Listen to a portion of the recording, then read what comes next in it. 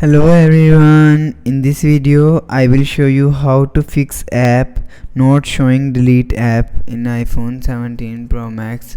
So let's start the video. First of all, click and hold remove app, remove to from home screen, cancel.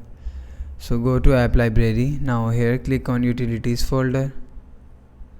Now here click on settings app. Now here scroll down, click on screen time.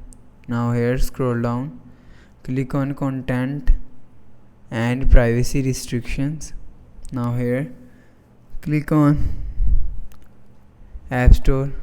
Here click on deleting apps, don't allow. So if you want to fix app not showing delete app, so allow, go back,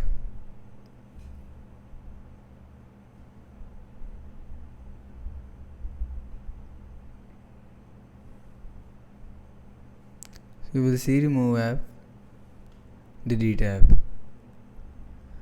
So that's how you can fix app not showing delete app in iPhone 17 Pro Max. Hope so you like the video. Thanks for watching.